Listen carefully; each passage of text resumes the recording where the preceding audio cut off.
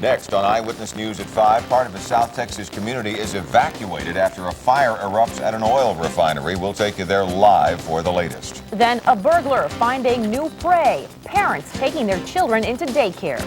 And a meeting tonight to decide how early or late your child will be starting school. San Antonio's news leader. This is KENS5 Eyewitness News at 5. Coverage you can count on.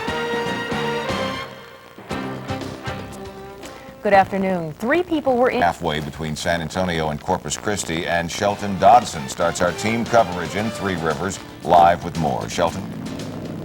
Well, Chris and Sarah, the fire is still burning at this hour. Now 5 o'clock, some 5 hours and 15 minutes after it first broke out. It has been a bear for these firefighters on scene to help get this out. We're showing you some really dramatic pictures of what's been burning for quite some time. What we can tell you, first of all, some evacuations. 600 to 800 people in this community have been evacuated, primarily to the west of the refinery, because that's the way the wind is blowing. The worry is about hydrofluoric acid, which is burning, and the fumes are going up in the air. If inhaled in great amounts or absorbed through the skin, hydrofluoric acid can be deadly. What it is used for is as a catalyst in order to produce the high octane fuel that we're used to buying at the pumps. Right now they are pouring lots of water and lots of foam on the acid. We spoke with the Vice President of Ultramar, Diamond Shamrock, a while ago, and he says that he's very confident that his crews will be able to get this fire out. We've got, obviously, we handle and have a lot of water for these types of emergencies. We've got ponds, we've got sources. We have, in this unit, we have a specialized system that's designed to deal with the HF acid. So we have sufficient water to deal with these types of issues out here. The city here, it's since been on the downwind side, the evacuation was expanded to, well, we evacuated all the city on the downwind side, and then it's expanded out to about 8 blocks in some areas. Now we're getting some conflicting reports about how many injuries. We've heard 3, we've heard 4. I think the working number we're going with is 3 right now. At least one of those has been taken to Corpus Christi, but Air Life out of San Antonio came, picked that person up and flew him over there. We're hearing that 1 person suffering from heat exhaustion, 2 others from injuries caused by this hydrofluoric acid. Joe Conger joins me as well. And Joe, you've been out talking to some of the community members that were evacuated, kind of got us startled today.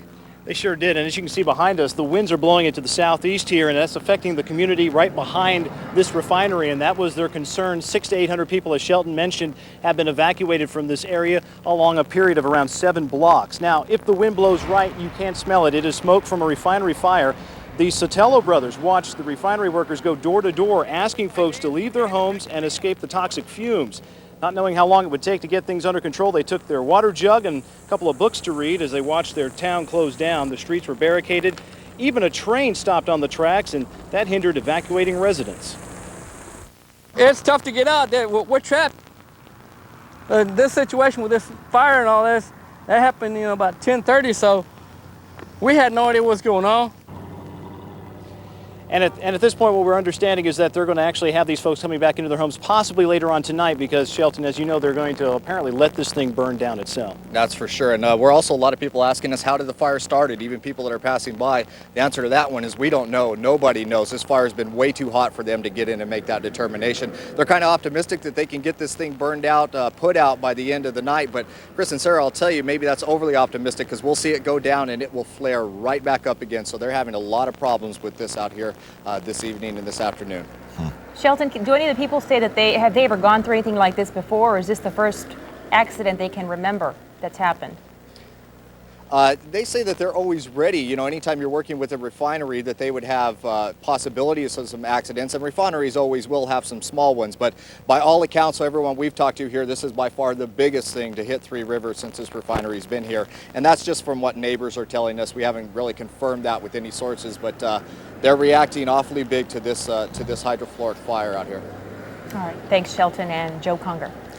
Well, some extra facts about that particular refinery. It supplies gasoline, diesel, and jet fuel to South and Central Texas and Mexico. It's configured to process light, sweet crude oil produced in Colombia. That's how they do it. They actually tune the refinery for whatever comes in, the feedstock. The complex has been recently expanded to include a hydrogen production plant, sulfur recovery unit, and a heavy gas oil hydrotreater. The refinery actually can turn out more than 85,000 barrels of crude oil a day. The town of Three Rivers has just over 2,000 people in it.